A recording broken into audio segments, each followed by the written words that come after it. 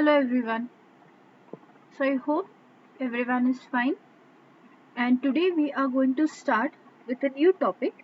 Before starting a new topic, I hope you have all gone through the actual methods that we had studied in the last lectures, the actual processes, actual units, so that it becomes easy for you to study today's lesson. For example, I hope you might have gone through the topics of atmosphere, what are the atmospheric layers.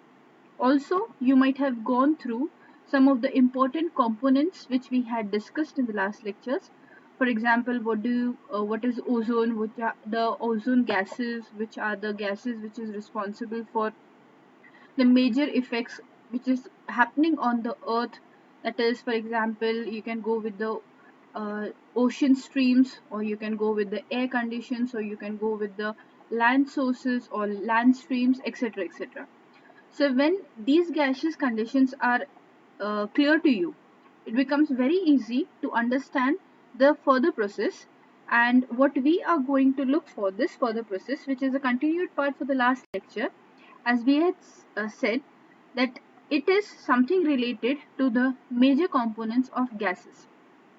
Now, why are we studying these gases material only? The reason is because the pollution which is being caused is by human effects. Natural effects are there, as you can see in this picture, that natural effects are there. For example, there is volcanic eruption, for example, there is rainfall, for example, there is snowfall in some areas, etc. etc. But at the same time, you can also find in this picture itself that it is one of the major cause, that means pollutants which are caused is because of human effect, that is anthropogenic effect. And henceforth we are always talking about these gaseous material, because these are the only particulate material which can rise above the level, and it can reach up to the cloudy area, that means at the upper surface level of troposphere and stratosphere, where it can form a cloud and come back to earth in a different form.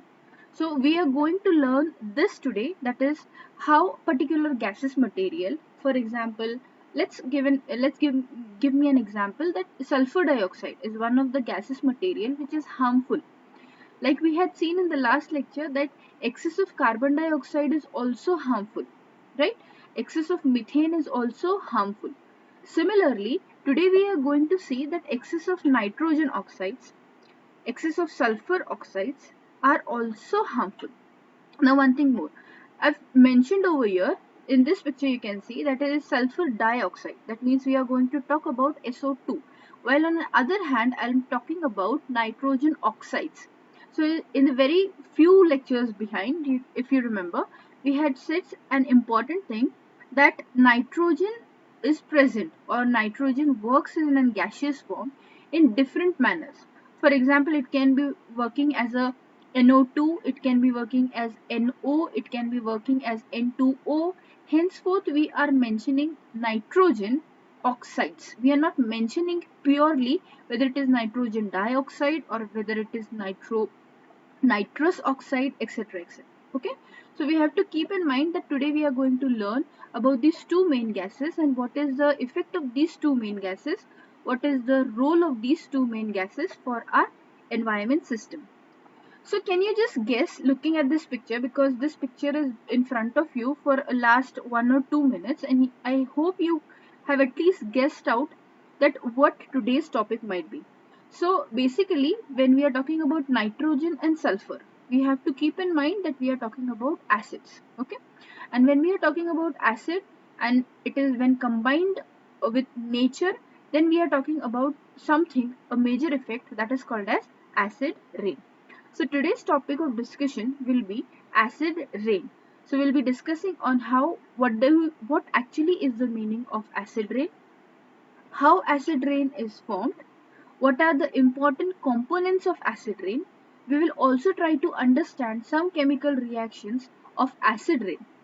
Also, we'll try to understand what is the effect of acid rain, causes of acid rain, and how acid rain can be overcome.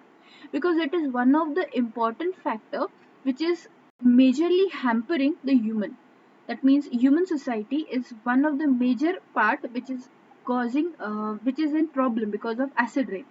But not only the human system, but we can find the other living systems are also there, which are having a problem because of acid rain. So we have to overcome this acid rain. So I do not say that acid rain is one of the phenomena which is caused by anthropogenic effect, that is human effect. It is also one of the natural process. Okay, but naturally somewhere we cannot control this system, but we can control the system from our side, that is human side, and henceforth we are going to look forward at this topic today. So let's understand what is acid rain.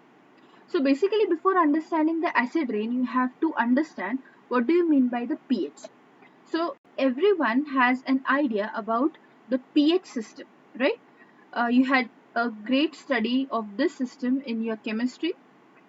Since we are in the school, we are continuously studying on with this system, that is pH systems. And pH system basically defines whether the solution, okay, I'll just say the word solution because this solution can be a water, or this solution can be any kind of juice, it can be any kind of product like milk products, or it can be any kind of container container product, or it can be freshly extracted products. For example, the juice, like I said, it is freshly extracted. What does pH show? The pH actually shows uh, whether the product, especially the liquid products, are whether acidic or it is basic in nature. So that is the basic idea of pH, to identify or make a person identify whether the person is having a solution with him or her is acidic in nature or basic in nature. Now, how do you identify it with as acidic or basic? So in your chemistry experiments, you might have done one of the experiment, and that is studying the pH, or identifying the pH scales with the help of paper, right? So basically, these are pH papers. So you can identify with the help of pH papers also. Similarly, there are many chemical reactions which help you to understand the pH scalings. So we are not going into the depth of the chemical reactions of pH scaling because that is not an important part for us right now. Important part for us is what is actually the pH of acid rain. Then we have to understand it. So basically, when the pH is less than 7, it is the product is called as acidic in nature. That means if, for example, a water is having a pH, if you dip a paper, parchment paper, in a water, and if you find that this parchment paper is having somewhat a pH, that means coloring turns into uh, less, you can see in the figure over here. So if the color changes into somewhat greenish or reddish in color after dipping up the paper or having a chemical reaction with that water, you will find that this parchment paper will turn into a red, that means, or it will turn into a yellow or shades of yellow. You will find that this solution is acidic nature.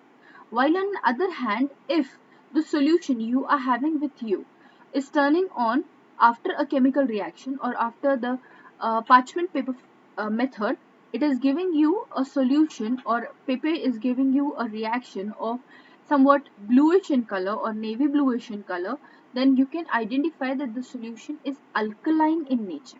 Okay, so pH 7 से कम होगा तो वो acidic हो जाएगा, और pH अगर 7 से ज़्यादा हो जाता है यानी कि ब्लू में चला जाता है तो it will be alkaline in nature.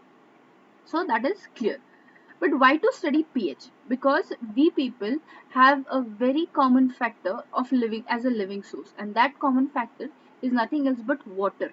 So we have to understand actually the concept. What is the role of this pH for human? And henceforth we have to identify. We should be able to identify the pH of the water. So basically, it is being said that a clean, okay, I'm saying a clean water, that means I'm not saying that it is a completely uh, microbial free water. No, it is not microbial free, it is just a clean water. That means it is one of the kind of a water which you can drink, it is not causing you harm. But that pH water also has actually the condition, that means pH condition of 5.7. That means we do not drink actually the water which is 7 in nature or 7 in scale. So does it harm to us? Not exactly. But yes, one thing more.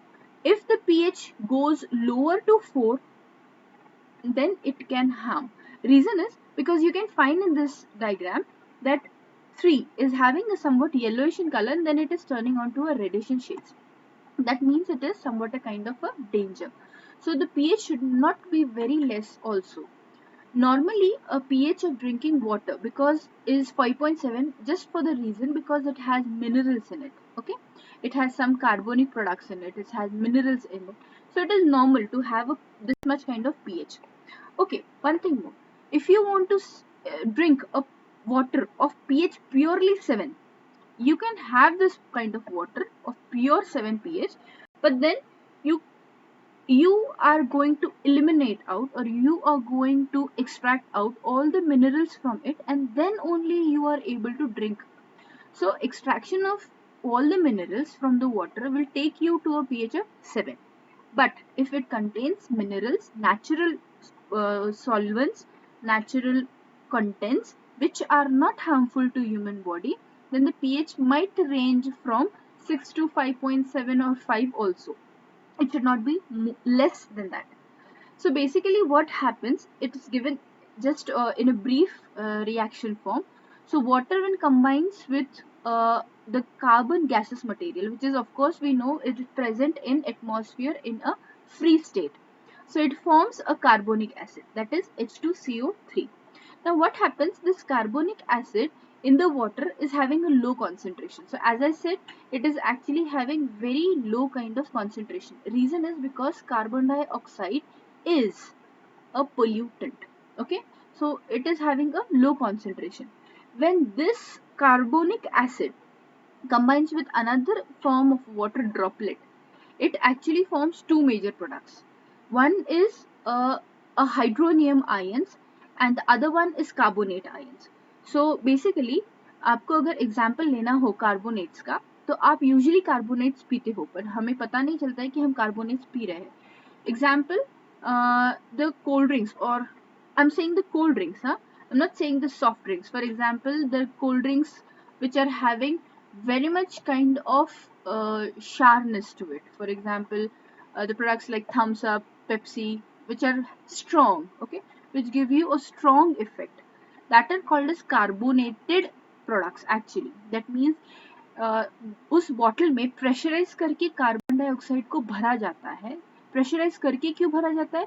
ताकि जब आप open करें, for example आप Thums up की bottle open करते हो, उसे shake करके उसे ओपन करके देखो and you will find that bubbles आते हैं और सारा ओवरफ्लो हो जाता है. तो वो किसकी वजह से होता है? तो it is basically because of the carbonate.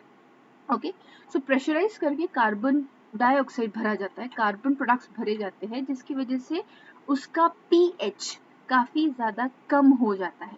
And same is the reaction which is taking place over here. So when water combines with carbonic acid, it forms hydronium and carbonate ions. Okay.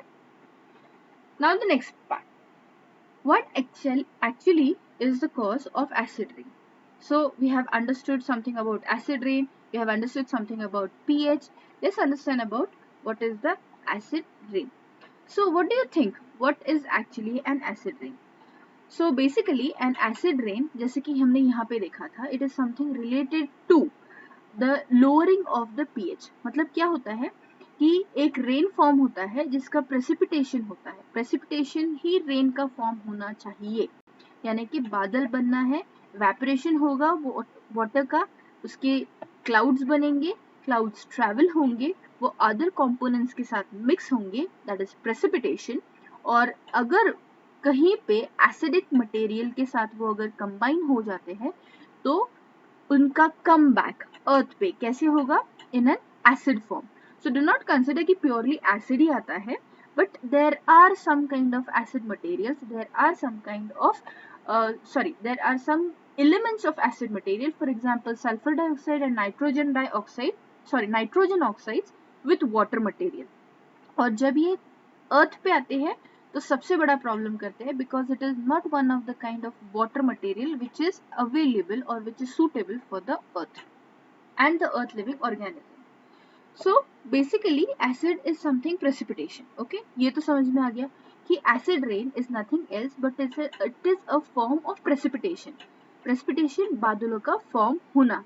But कैसे बादलों का form होना है, now you can understand with the help of this diagram so it becomes easy for you. For example, जैसे हमने last इसमें कहा था, will try to understand with examples. You can find a water body over here. Okay, that means it can be a pond, it can be a lake, etc., etc. Also, you can find a industry is standing over there, and few plants are there. But few plants in what sort? They are not greater in number. It is very small amount of compared to that of a industry material which is being released out. Henceforth, अब यहाँ पे क्या होगा? The water during the summer seasons will of course get evaporated. Not only in the summer season but in any other seasons also, like a normal precipitation process. पानी की भाप बन के ऊपर जाएगी. It will form a cloud. That is a normal process. Fine. ये हो गया. But now what happens? Because of the industry, there is emission of nitrogen oxides and sulfur dioxides. Okay, so it is emission of SO2, or it can be also emission with SO2 of NO2 or N2O or NOx, etc., etc. When these products, that is sulfur products and nitrogen products, which are emitted out from the chimneys of the factories as a pollutant, because the chimneys are at a very higher level. This is one more factor you have to study, that the chimneys की height जो होती है वो काफी लंबी की जाती है, height पे की जाती है, so that the pollutant which is being released out directly enters into the cloud or directly enters at the upper surface level of atmosphere.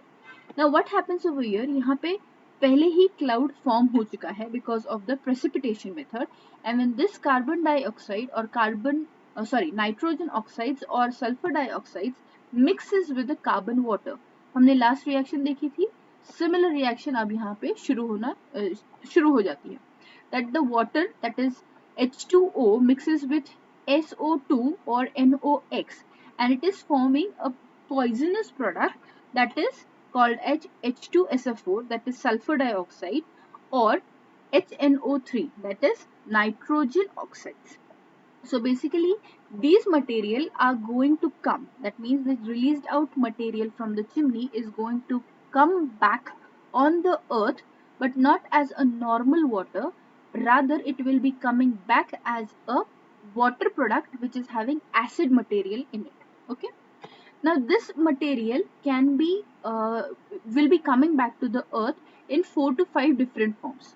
So either the very first form is rainwater. Okay, the very proper and the very basic form is rainwater.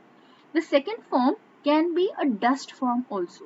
It is not necessary कि हर बार rain के form में ही वापस आएगी acidic material, but rather ये dust के form में भी कभी कभी आ सकता है. फॉर एग्जाम्पल, जैसे हम साइक्लोन्स कहते हैं, that is one of the, या फिर वर्लपूल्स कहते हैं, that is one of the form of coming back of acid material back to the earth. So that is one part. Sometimes it also can take place, it can also be converted into a snow. So जैसे last lecture में हमने कहा था कि rain water is not always coming back in the form of a water. It can convert its source. So sometimes अगर cloud बहुत ज़्यादा northern part में चले जाएंगे with the help carrying these products of sulfur dioxides or nitrogen oxides which are poisonous, if they move on to a northern part with the help of air, they will form a snow particle, and over there because of the temperature is low, वो snow के form में नीचे आना शुरू हो जाएंगे, या फिर कई बार फॉग के फॉर्म में आते हैं. For example, you'll find on the, if you look at the news of Delhi, you'll find that fog is there. Basically fog, pure fog नहीं होता है, it is a form of dust particle with that of a cloudy material. So it is not that good, it is rather dangerous form. या फिर hello के form में आता है. Hello, that means small ice cubes जो आसमान से गिरती है, that is a form of a hail.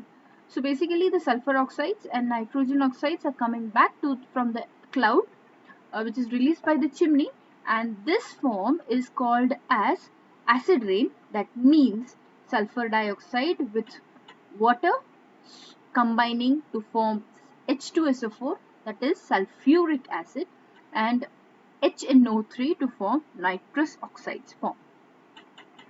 Now, these gases can easily be transported from wind also. Okay, so last जैसे अभी हमने कहा था कि because it is lighter in component. The reason is because these particulate material are very small. They are very minute, and when they are very minute in size, they have to travel. That means actually they should travel at far distance also. Because they travel at a far distance, do you think they travel solely? Not at all possible. They can travel through another material, particulate material also. So basically, this was the term found in 1970s. Why?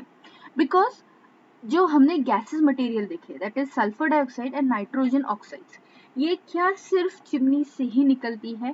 तो the answer for this was given in 1970s with help of one research, and they found out that actually it is not only the nitrogen oxides and sulfur dioxide which is coming out with the help of chimneys. It is one of the major factor, but not the only factor. It can also come out with the help of natural processes, and to study these natural processes a further study was taken out. Okay, so basically उनका पहला reaction ऐसा था कि solvents निकले हैं, that is दो basic solvents आपको याद रखना है, that is sulphur dioxide and nitrogen oxides.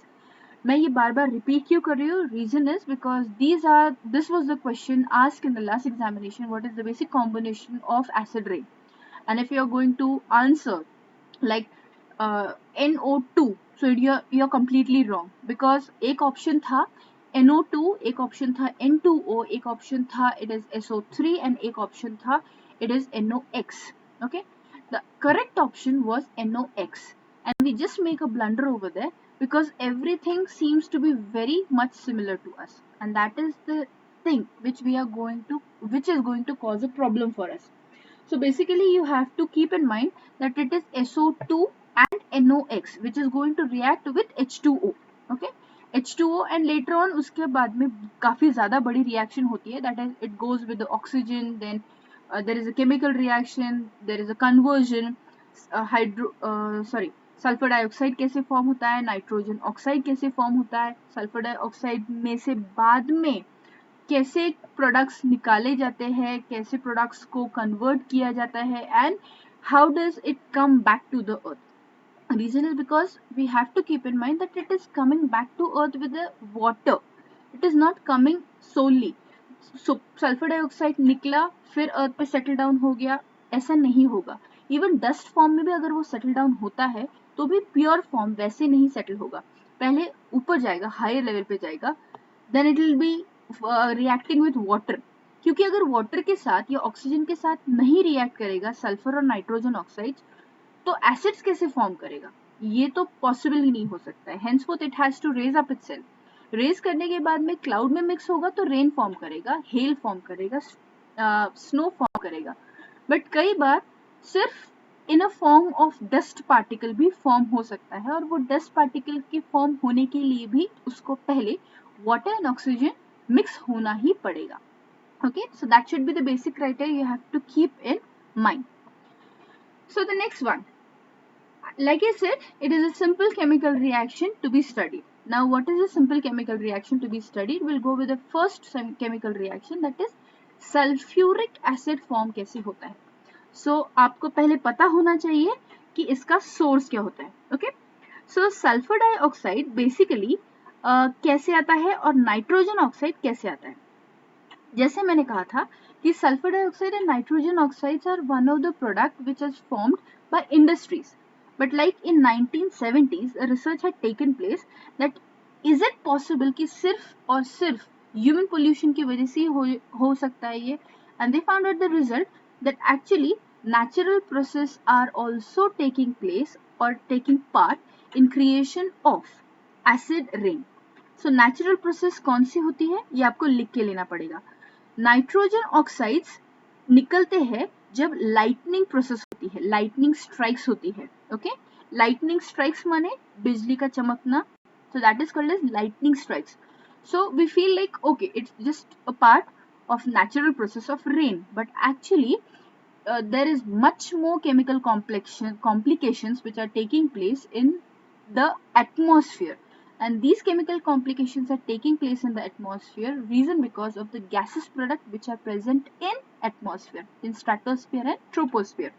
So क्या होता है, when the lightning effect takes place, जहाँ पे बिजली चमकती है वहाँ पे actually जितना ज़्यादा forcefully, ना बिजली कोई चमकना, it's not an somewhat mythical process, ऐसा कुछ नहीं होता है, it is actually a frictional process, so you have to study this process also. So I'm not going to explain you how does a lightning striking take place and all, आप वो Google पे जाके search कर सकते हो, it is not that difficult.